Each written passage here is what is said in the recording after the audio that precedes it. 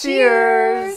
Welcome to Movie Bitches! Retro Review, episode 46. Tonight we're reviewing Under the Cherry Moon. Under the Cherry Moon. I'm very excited. This is a great way to start off the official summer camp. Yes! Similarly, how I feel about Sleepaway Camp, I felt that more people needed to know about this movie.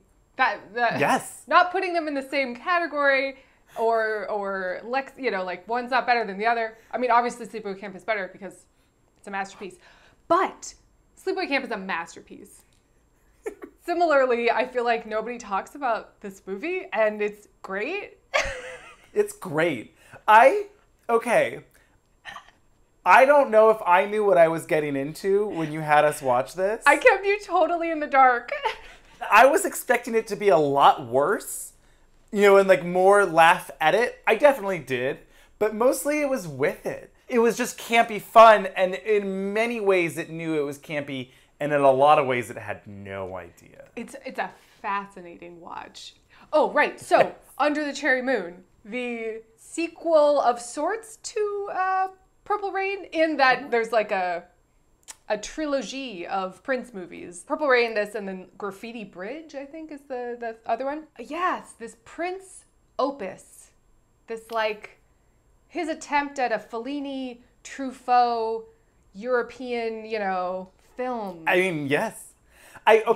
So first of all, I decided I think I want to make like a list of fabulous movies that take place in the French Riviera. Sure. This definitely fits into it. I mean, you have Dirty Rotten Scoundrels, right? You have Some Like It Hot. You have this. Wait, you have, Some Like It Hot's not in the French Riviera. Where is it? Florida.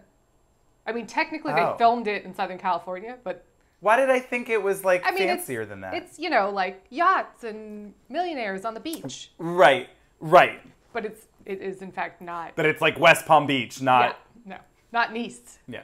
But anyway, first things first, shout out to our wine sponsor, Wink. Go to trywink.com/moviebitches. You get $22 off your first month of wine. I don't know what that was. A longer cliff than usual. Yeah. Second thing second, thank you to our Patreon supporters. $5 a month more gets you early access. $10 gets you access to our viewing parties. I apologize. I don't know what. I need some of Averyl's lapis lazuli. Jesus. It's like every time I pick a movie, you fuck up the viewing party. Yeah, I don't know why my iPhone hates me, but it just was like, oh, I'll record for 5 minutes and then just stop. It's cool. I had a lot of fun with this watch. We had so much fun and I was so bummed, but we have the audio, so at least there was that. Yes. But still. Slow pan. Oh my God! You can imagine their facial reactions. Oh my God. I'm sure they're the same as mine. Yes. So, unfortunately, we don't have our summer camp shirts ready yet, but they'll be here soon, so we're very excited. I'm gonna sit still. Oh, okay, aren't they cute? Ooh, look at us wearing these shirts. They're so great. I love them. I genuinely do. Absolutely The tone makes it seem like I am not, but it's because I am frozen. And look at the shirt. So to commemorate the first official summer camp, we had Rick make this fabulous design, and I am honestly just in love with it. I'm so excited. So you can find those at moviebitches.threadless.com, along with many other fabulous, fabulous designs. You could get it as a shirt, as a tank, as a throw pillow, as a shower curtain. A towel would be great. A beach towel. I would love a summer camp beach towel. You could bring to the lake. Yeah. You could help the people. Somebody help the people!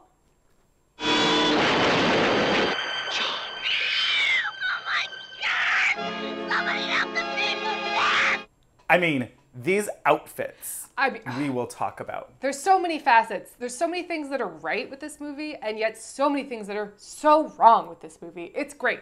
Yeah. That's like kind of what makes it, for me, so campy. It's that juxtaposition of like, oh, you were trying for something, a lot of things. You were trying for a lot of things. Yes. Let's just, we'll break it down how many references there were. But also you failed miserably. So it was like great and also no. Well, so the backstory is it was supposed to be directed by Mary Lambert, who did a whole bunch of music videos for Madonna and like all that. And she directed the original Pet Sematary, which is a very campy movie. It just has a look. Like I remember seeing it on TBS one afternoon and being like, huh, what's going on? Yes. Like there is a look to certain camp films where you just go, I'm instantly like, yes, about this. But they had creative differences. And so Prince took over. And it only worked because they were filming in France, which had different like DGA rules. So they could kick her out and put Prince in. So basically what happened was the cinematographer directed this movie, I think, is what happened.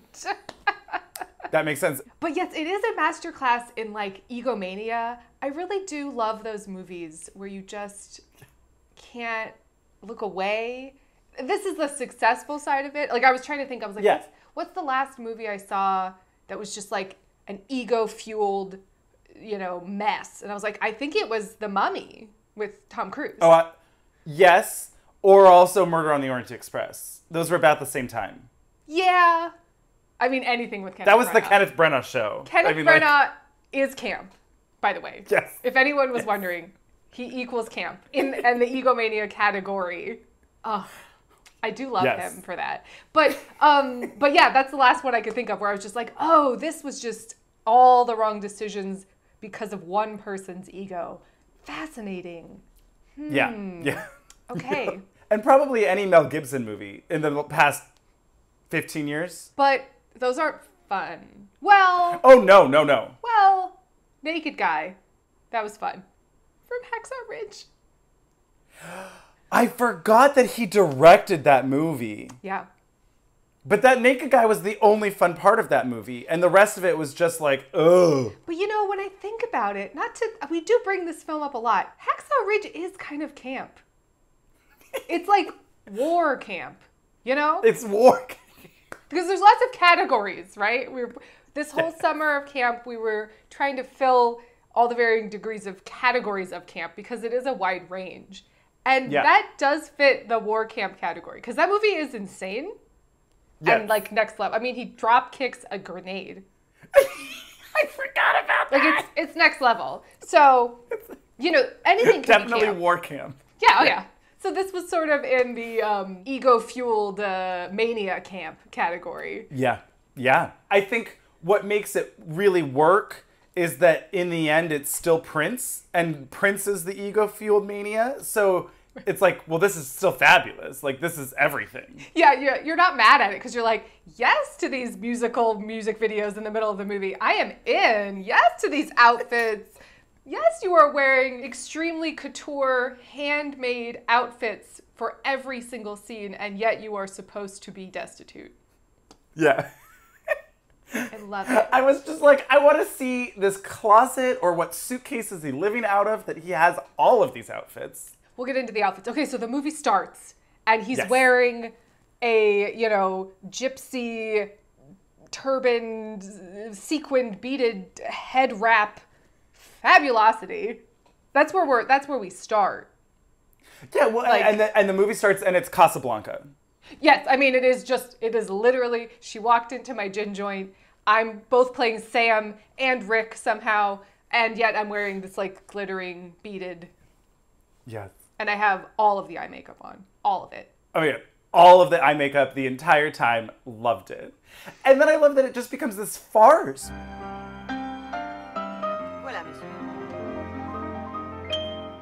Where it's just like, oh, sir, another napkin. Oh, for you, sir, another napkin. And it was like, what is this? It was an airplane movie. Like, I was like, this is just straight up a Zucker Brothers joke.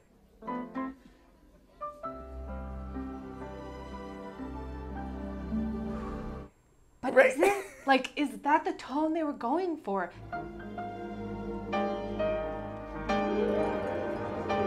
was like a Warner Brothers cartoon or something, you know? Right. I was like, where's... At one point, I think it's just like a dollar sign, which really doesn't make any sense if it was France, but, you know, whatever. At some point, one of them says, she's thirsty, pour it on. You know, I mean, it's just so much. And the piano music kept getting more frenetic.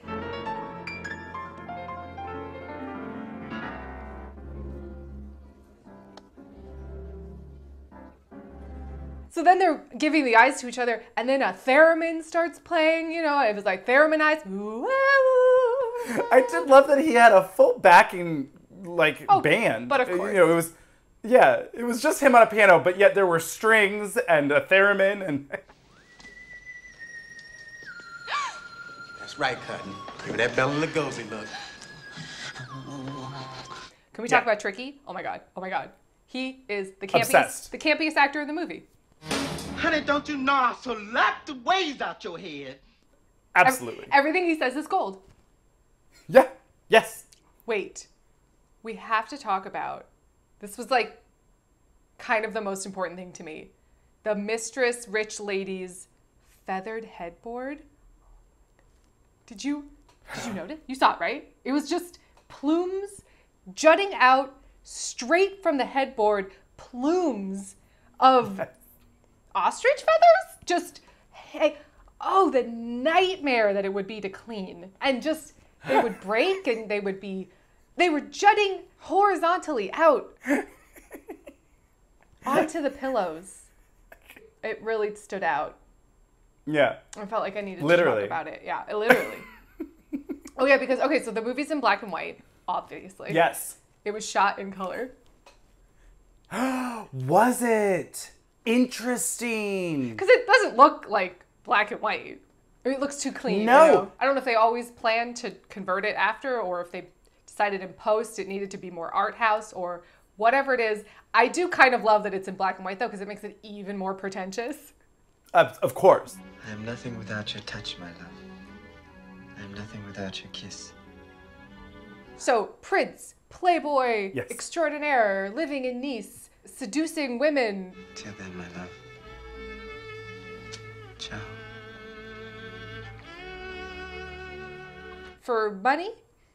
Yeah. Yeah. He's a And love. gigolo. Or, you know, a good time.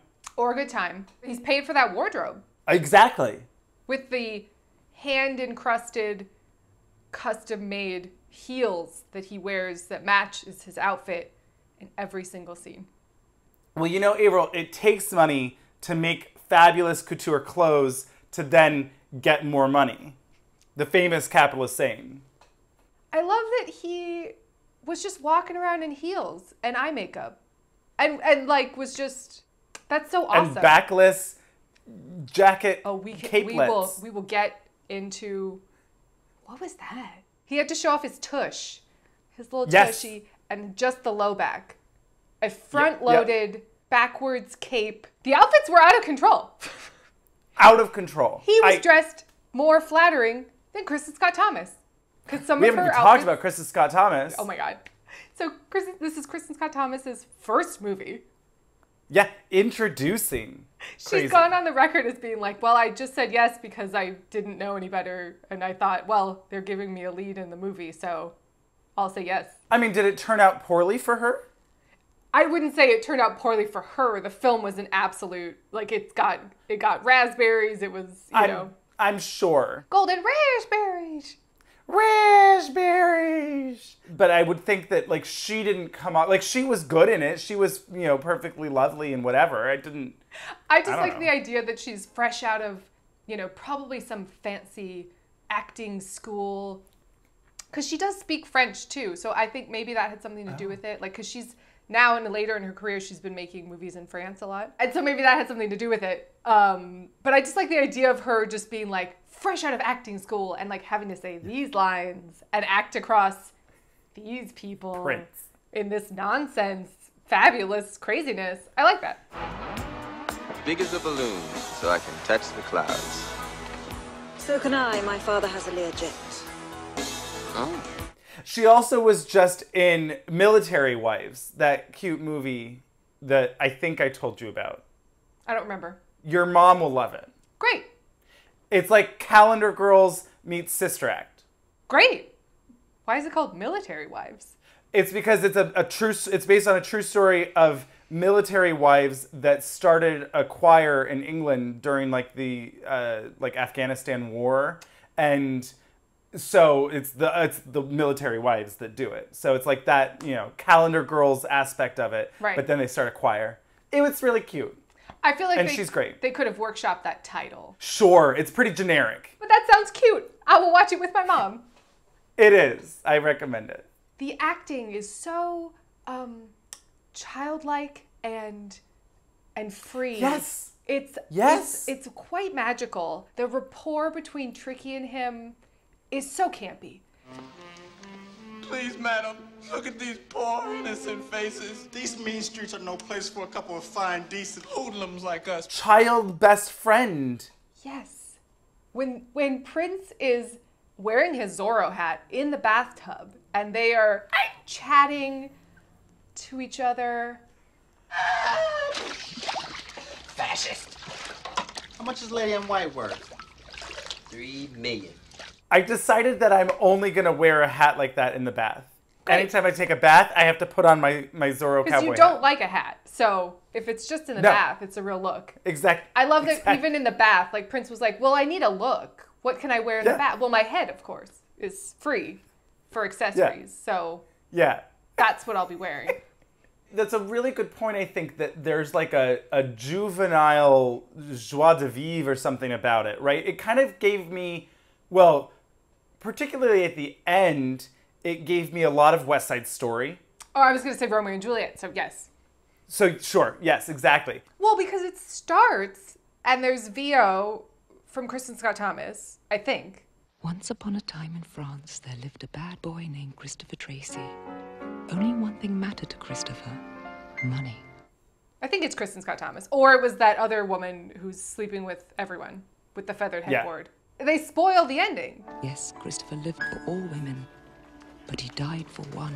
But one of them was worth his life. And I was like, oh, well, great, thanks, movie. Oh, I don't think I noticed. Yes. No, maybe because I didn't know where it goes. They basically were like, he's going to die at the end of the movie. That's a bummer. I know. Well, I'm glad you didn't know. I mean, the way that he dies, we'll get into it, because it was dumb. Yes. It's like, oh, well, that was easily avoidable. Not him. Not now. Right, but so the basic plot is Tricky and Prince are, because his name is Christian? Something like that? Grey? I think it was Christian. Christian Grey, shut up. Wait, who's that? That's something else. That's 50 Shades of Grey. Oh, right. Yeah, okay, so not that. Not Christian Grey, but close. This is how my brain works. Christopher Tracy. So, it was in the realm of, I had the right, letters, like the amount of letters, and Christian, Christopher. Sure. Tracy. It was closer than you were. Fair. Christopher Tracy. He sings a song about himself. The songs are either great or, this isn't working for me. The music in general, I would say, did not really seem to be created specifically as a score. It was almost like, and then we'll toss this thing in, or like often I felt the tone of the film and the tone of the song were very different. Now I have a real question. Okay. What year is this movie taking place in? 62? I literally have no idea. I mean, it was filmed, it was released in 86. So there's that. But the fashion is simultaneously, vintage and 80s. But the style I don't know. It's a great question. It's like, it's a fantasy, right? The whole thing is just a fantasy. No time and every time. Exactly. It's like Rocky Horror. When is this? Yeah, because the cars were not 80s cars. No. I'm trying to think. But then there was like, oh my God. Now, talk about something important. Can we please talk for the rest of this review about the neon clear boombox and the matching neon phone? I want it. I want it I need immediately. it. Oh my God. I was so obsessed. I'm just laying in bed, you know, listening to the radio. Oh, I just turned. Oh, that looked good in black and white, by the way. Yeah. Yeah. Oh, and then the phone with it too. And I bet you that phone was fucking neon pink or some shit. And you're just like, yes. Absolutely. Here for it. And that's very 80s. So. Yeah, exactly. So it's hard to say. Hard to discern. Did I explain the plot? I feel like I keep not explaining it. Oh no, we keep starting and then I keep distracting it. Prince and Tricky, right? Christopher Tracy and Tricky, gigolos on the French Riviera. At the end they do end up back in Florida because they're from Florida? Yeah. Question mark. I think so. So we get some like a tie-in there. They discover that Kristin Scott Thomas is aging into her inheritance, into her trust fund, and they're both gonna go seduce her. They can't decide. Both of them want her. But star-crossed lovers, are they meant to be together? Aren't they? Ooh, ah. I love that in so many ways this is like every rom-com trope. I fell in love with you, but it was all a lie. You just wanted my money. No, I really fell in love with you. Believe me. You know, of course. But it was fun and goofy and campy and different. It was certainly different than a lot of movies. You know, it was original while also being completely unoriginal. It is simultaneously all the things at once. Yes. The looks. Oh.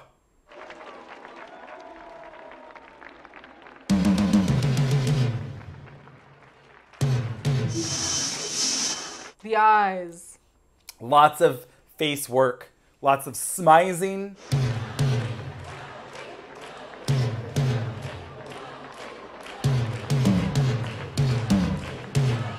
Lots of frosted white lipstick on her. And one string of hair.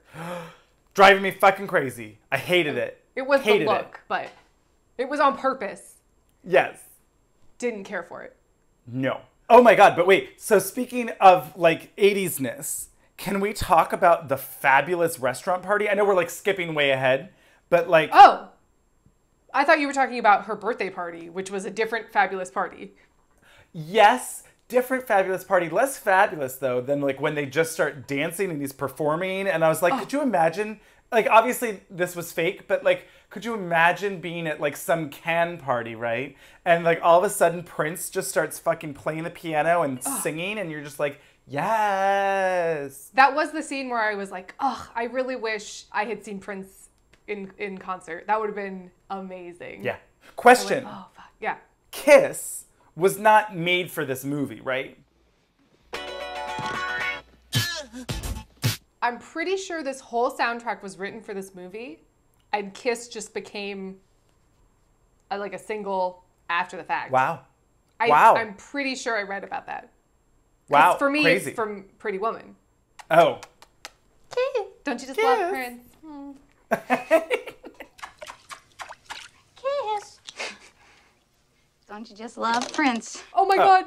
At the restaurant, and then they bring out the biggest boombox I've ever seen in the world. It's like Paul Bunyan's boombox. It was gigantic. He's dancing on the piano. Oh, it was so good. It was so good. Liven up this party. Exactly. And then her dad comes and the party pooper.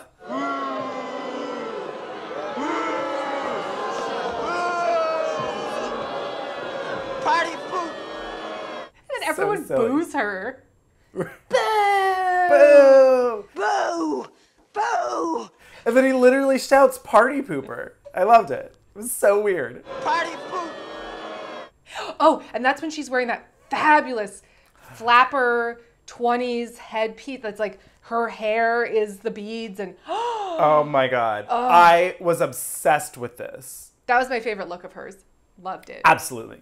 Hands down. But I would love a drag queen to do like a Prince number in this outfit. Love it.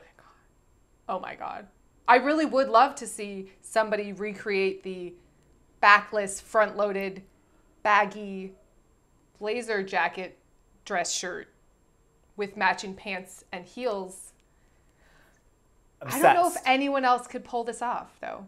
Other than I Prince. think Maybe Naomi Smalls. yes. Yeah, I mean, well, yes. Although I also feel like in terms of the outfits, I bet you Aquaria could pull it off too. Oh, yeah, totally. But she would wear, like, chaps with it or something. Sure. You know. Woo! She could do the crop top look. That was a good look. What about the all-white lace look? Oh my God. With Oh matching my heels. God. With matching course. studded. Every time. Every single time. I wanted to see him stone those shoes himself. Where are these coming from? So quick commercial break and we'll be back with more Prince and his fabulous outfits.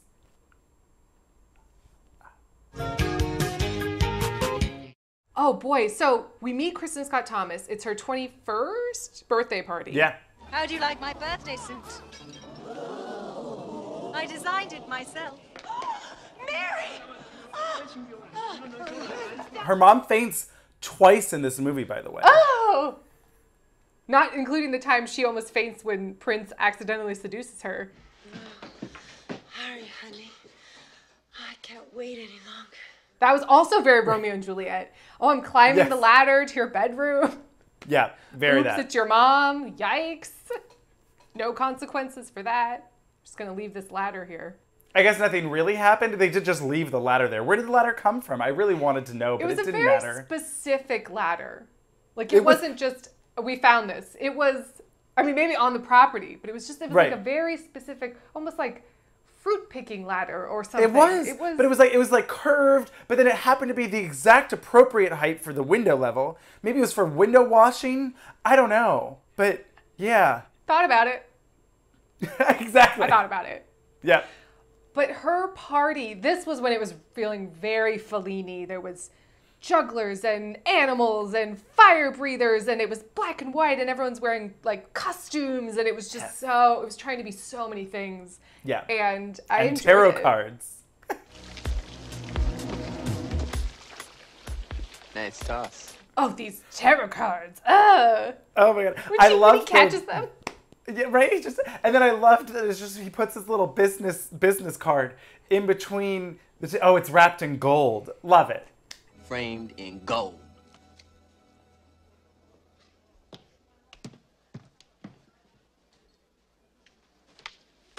And this is the scene where he has the one perfect like curl in the middle of his forehead. The way they deliver dialogue is unimaginable.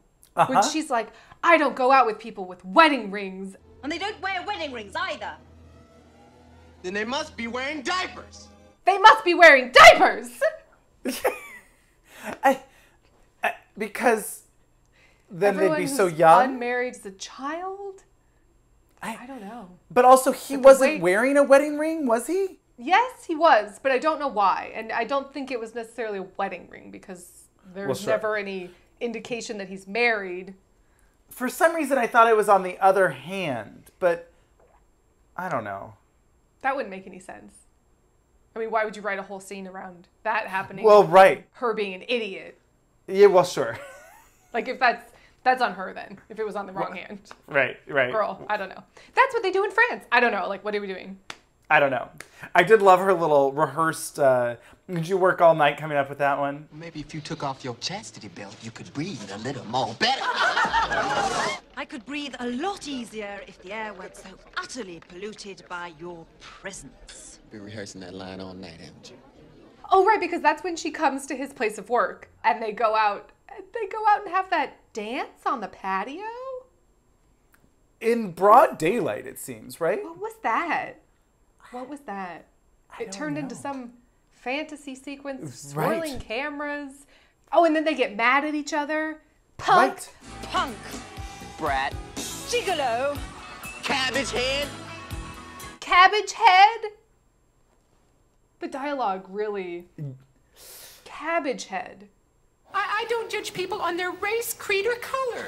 Unless they have a cabbage for a head, which I do. I'm sure it's a thing. Are you? Are you sure? 68% sure. I have to assume somewhere it's a thing. Oh, right. So when they go to the fabulous club and she's wearing her 20s headpiece. Yeah. This is when we get his tuxedo that's still completely custom. I want this tuxedo for myself, though. Absolutely. Although Prince is probably much tinier than I am. I would imagine. I think someone could make it. Yes. You wanted that literal, actual tuxedo. Oh, and no. I mean, I wonder where the costumes for this movie are. Sometimes I wonder that for movies, you're just like, oh, they're so fabulous. And I'm sure some of them are saved, and some of them are just auctioned off a lot of times. Gone, too, though.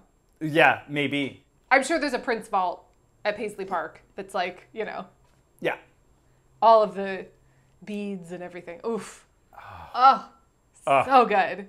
Yeah. At the Recca store. Look at this scene. Recca store. They're such assholes to her. Right. Well, also they seemed so, like, I was like, it's not that funny, you guys. But I guess they are 8-year-olds, so maybe it is. I don't know. If you wanted to buy a Sam Cooke, Abby, where would you go? The Recca store. They are children. Like, they are acting like children. Yes. This is the plot of, let's say, 18-year-olds, right? Because she's coming of age. She's coming into her trust fund. That's the plot. And, oh, we're so in love and we're crazy breaking the rules. But they're all, like, adults. It's odd. It is odd. Because they are not 18 at all. No. The story does work better if you just believe that they are. I mean, he does look young, don't get me wrong. Oh, absolutely. But I would say probably 18. More like 25. I have no idea, actually, how old he would have been. He is timeless. He just is. Maybe 22 or 3. I don't know. Honestly, if you told me he was 45 in this movie, I would believe you. If you told me he was 20 in this movie, I'd be like, yeah, probably. I don't know. I have no idea. He's like David Bowie in that way. I feel like they're in the similar category of just otherness. It's like you came to bless us with your creativity and your fabulosity and your music. Thank you for that. Yeah. Well, it's also interesting. So, obviously, this is, you know, Prince isn't very experienced as a director. Let's just we'll just say that. Let's just say that. And it's funny because I feel like there's two categories of inexperienced directors. There's like, oh, boring, wide, medium, close up, like, oh, and then I just filmed it like a TV show and it was kind of banal. And then there's the wacky, I've got all the ideas. It's not going to make a good movie, but it's going to make an interesting movie. There's just like a lot of weird angles, the way things are cut. The editing is edited like a comedy.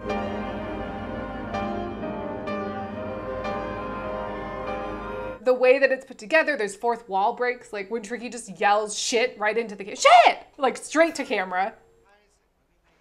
Shit! And then those bats attack them out of nowhere. Like there's so many... What was that? I ain't afraid of shit. Are you afraid of bats?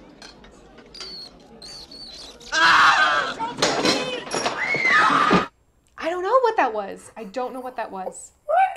What you have to get permits to film with bats, I assume. That was obviously very important to them. What?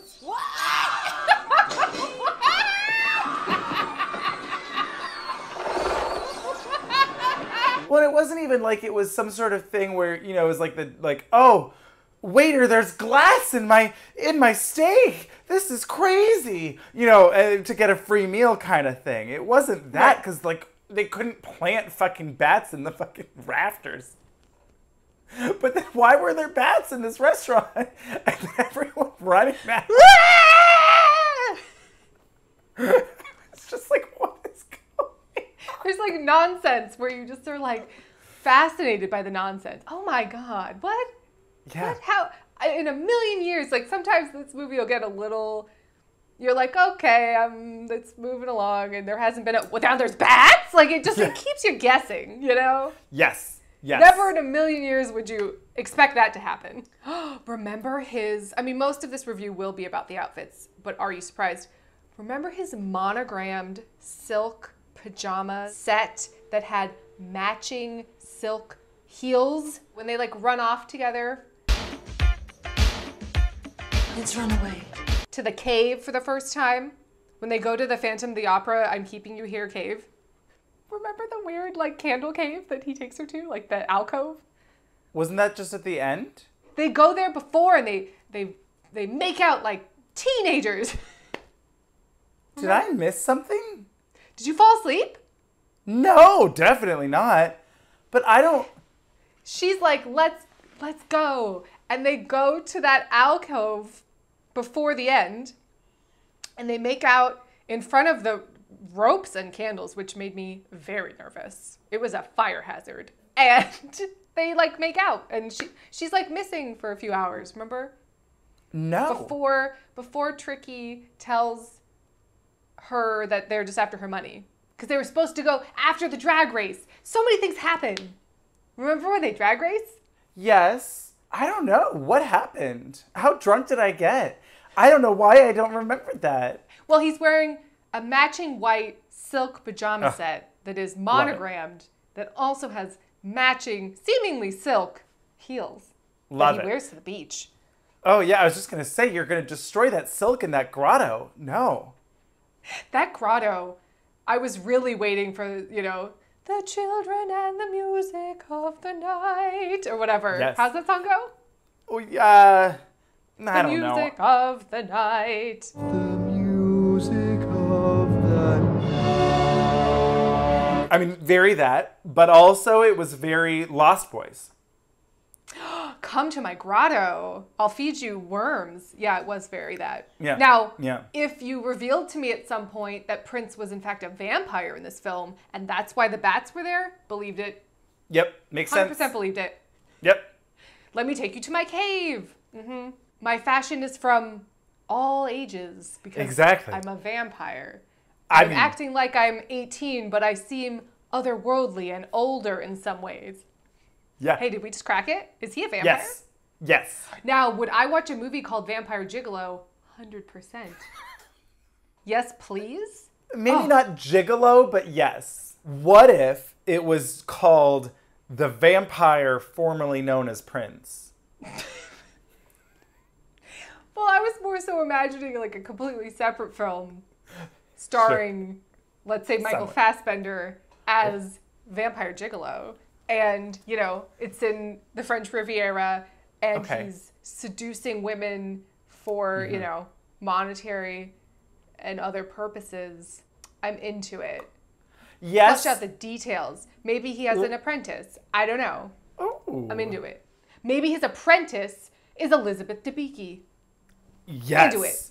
Very into it. Very into that.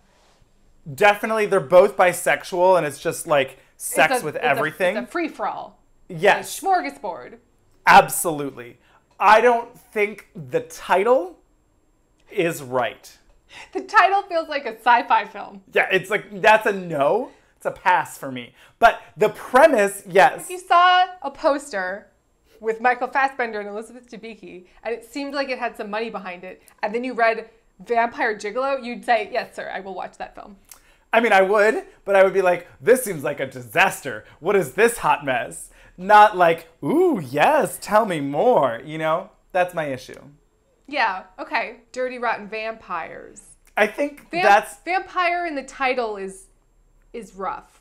Is rough. That's the problem. I think it needs to just either be an allusion to vampires, right? Like, ooh, Count, what about, whatever. Like, Eternal Gigolo. Ooh. Okay. We're getting closer. We're getting closer. Heart. Is there something with heartthrob or like, because like you suck the blood, right? So there's the heart pumps the blood, and there's You've gone to like a CW place with this, though. I'm just saying, Blood and money. Yes. Yes. Yes. Because that really captures the tone what I want, where it's like, it's going to be campy, and it's vampires, and sex. Like, this is an HBO series. Let's be honest. I would watch it tomorrow. Right Absolutely. Now. Yes. Give it to me. Give Elizabeth Debicki more work also, by the way. Period. By the End way. of sentence. Yeah. Just putting that out there. Okay. And let's get Michael Fassbender back in roles where he's sexy and not the great hairy hole. Ah, great hairy hole. Let's see more of the hairy hole and not the great, I don't know. Well, because then they they just rip off Casablanca completely at the airport. They're at the airport. There's an old-timey plane. It's foggy. She's wearing a big fuck-off white hat, which was fabulous. Hey, just get in my car so we can talk. Well, no, don't. I mean, unless you want to get kidnapped. Oh, you did? You did want to get kidnapped? Okay, great. Well, then I guess it worked out. What? Her security was like, it's cool. What? What's this? Also, Prince was wearing all of the highlighter. All of it. Highlighter. But also, I loved when it turned into Grease, when they were like on their drag race, and they're like, like, what's happening? Well, she's in a brand new Porsche, and he's in a Cadillac? He was in like a very boat. I think it was a Buick. With the license plate that said love. That said love! And I was like, where did this come from? Whose Cadillac is this? Bring it on a ship from Florida all the way to Nice? That's money. Right? Avaryl, like I said, it takes money to buy a Cadillac that says love and create your own couture garments to grift people out of money. Women that have plenty of money give him money, and in exchange they get his love and attention. And he gets a couture, and he gets a couture wardrobe and can't pay his rent. Right. We didn't talk about French girlfriend landlord lady. Yeah. Who was fabulous. I loved her. She was fabulous. She also had like one phrase, but yes. I think she was their French hire. Right. You know. Oh, Tricky. Think I won't? Tricky, wait. Oh yeah, because when she shows up, it does become very West Side Story. So Kristin Scott Thomas's father is like, I'm banning you from seeing him. She's going to run away and go marry the guy her dad wants her to marry so she can get her trust fund. Also, that moving the goalpost bullshit of like, oh, well, you get it when you're 21. Oh, just kidding. You get it when you get married. Oh, just kidding. You get it when you get married to this guy. Well, I was like, this is a lot of litigation fees that you're paying to revise this trust constantly. Right? I guess my thought was the dad was hurting for money. In a way, they didn't really explain this. I read into it. The bulk of all of their money was locked into her trust, and so he wanted to find a way to control that. Interesting. But that was not clear or developed within the context of the film at all. No, at all. I got more from it just that he wanted to be able to still control his daughter, right? She was rebellious and independent, and he's like, nah, bitch, not on my watch while I'm still alive. I'm going to keep moving this goalpost so that you can't get your $50 million and do whatever the fuck you want. That kind of thing. Sure. So then it just becomes West Side Story. He kidnaps her in the car. They're driving away. He's going to take her to the alcove again, to the grotto. Right. To the Phantom's grotto. And but then he leaves the grotto. He drops her off, and then he comes back. In a speedboat? Because he goes to hang out with Tricky and them. He's wearing this fabulous like Dick Tracy trench coat, and I was like, yes. To this. Yeah. It was get the vicuña. Well, as long as the lady's paying for it, why not take the vicuna? It was very that. Yeah. Ideally, I hope that was the reference. It wasn't. But yeah, Tricky and the French girl. Oh, you got to get out of here. They're after you. Okay, I'll go right back to where I was. This just all was nonsense. Like, this was like someone who'd never seen an action scene or a chase. The amount of... Okay, so Prince gets on a speedboat to go to the grotto. Tricky and the French girl are gonna, we'll lure them away. And so they're in that fight, and then they punch Tricky in the face. Oh, no! My new tie! It was a comedy. It was a slapstick. It was like a farce. Comedy. Yeah. Like at a certain point, I was like, Cary Grant and Katharine Hepburn are gonna show up with a leopard. What is happening? What's going on? I will say that movie does not hold up. Oh shush! I love it. Oh my god! So they get in the fight. She throws an empty basket at one of them. Whoa! You know, really takes care of him. Oh my god! It was cracking me up too during the fight between Tricky and them. Every time he punched somebody, it was the exact same sound effect. That cracks me up. I feel like, do people think no one's gonna notice? Makes me laugh. Yeah. Now, if it's a joke, love it. If it's, love it. Love it. But that was not the case, I don't think. if she had thrown the lobster trap at them and it made the same punching noise. Love it. Not what happened. And then there's a simultaneous, okay, so this is what I don't understand. The dad appears on a boat. He's now chasing Prince in his little speedboat with like a light on him. Oh no. Well, why would you lead him right to where the daughter's? Okay, well, regardless. Then Tricky and the French girl are running. They seem to get to the grotto exactly faster the than same amount anyone. of time that it took to take the boat. I guess they knew where they were going. So did Prince. But then why didn't Prince go that way? I don't know. Because of the heels. But this series of events, so she's up at in the grotto. Christopher, run! I'm not going without you. There's no time to wait. Go on without me. You'll never make it.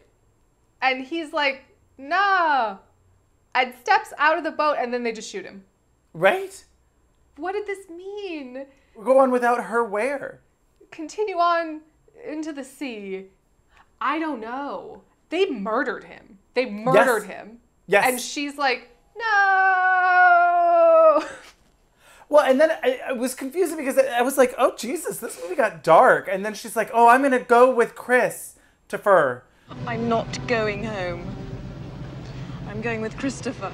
And I was like, oh, to the hospital. Okay, like, sure. You know, it was like, ooh, it was touch and go for a minute. The But like, voiceover told us that he was going to die for her at the beginning. right. But he died for one.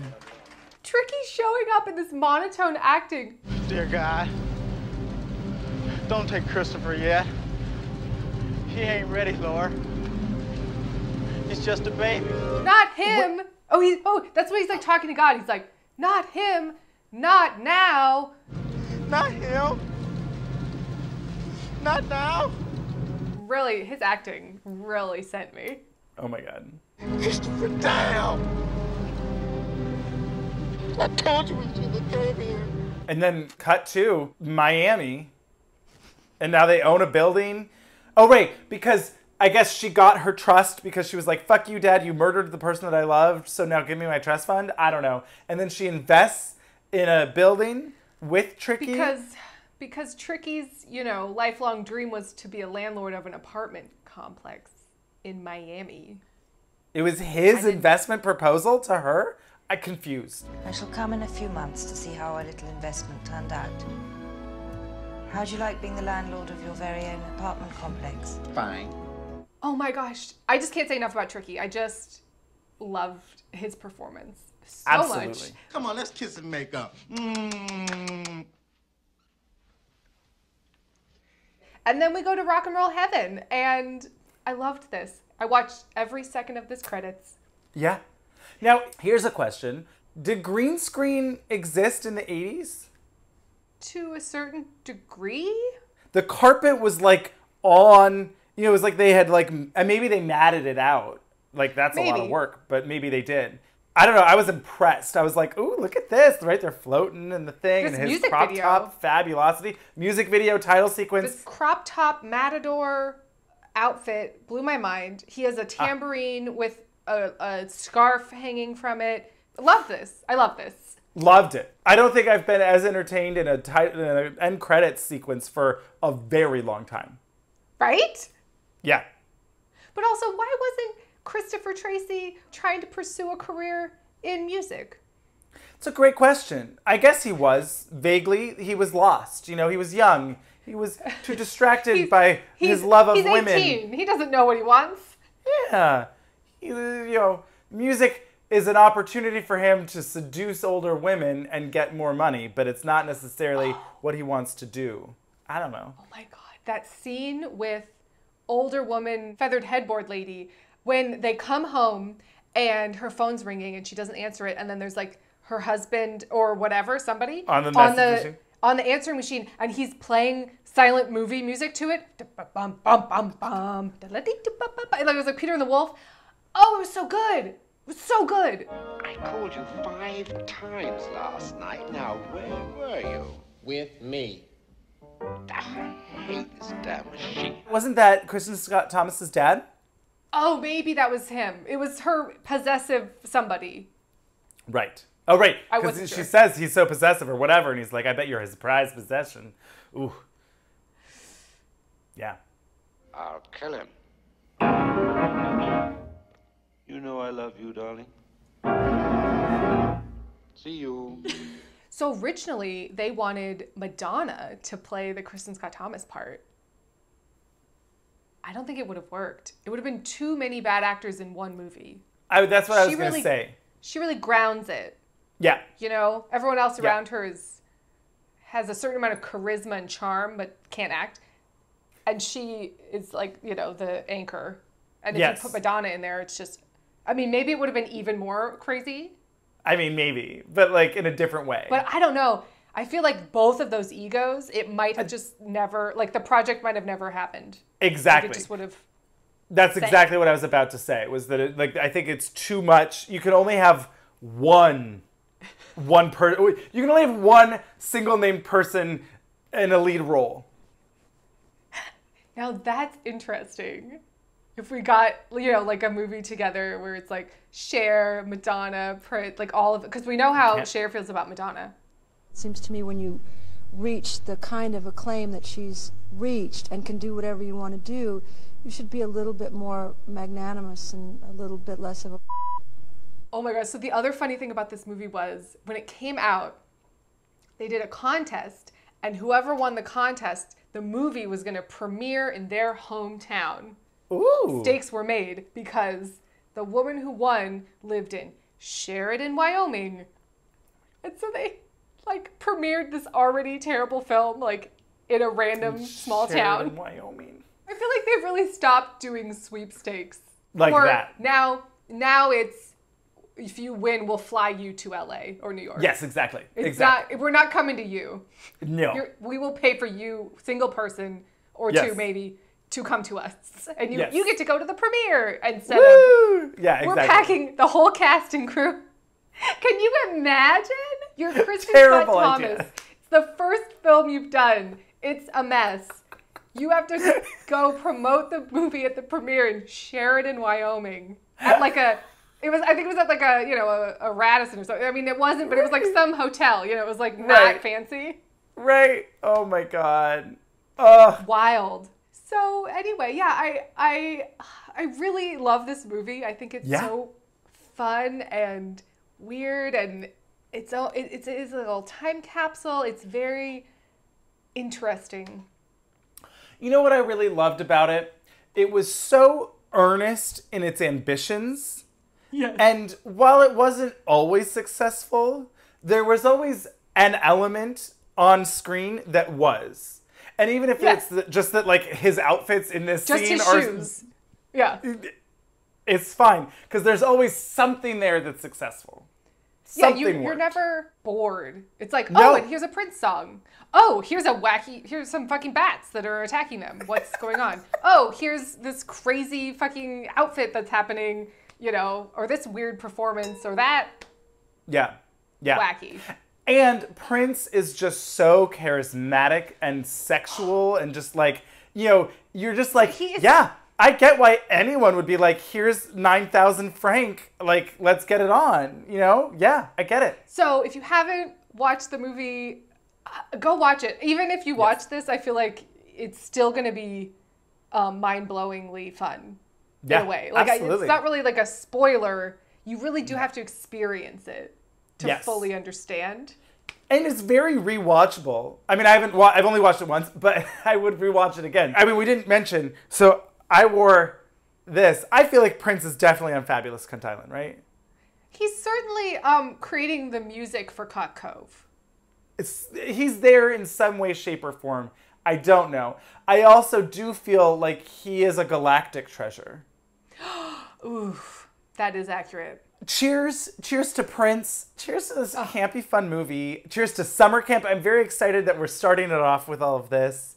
I'm excited to explore the many different versions of camp over this summer. It's going to be fun. So go check out this movie and join us for the rest of summer camp. Cheers. Yes. Cheers. Shit!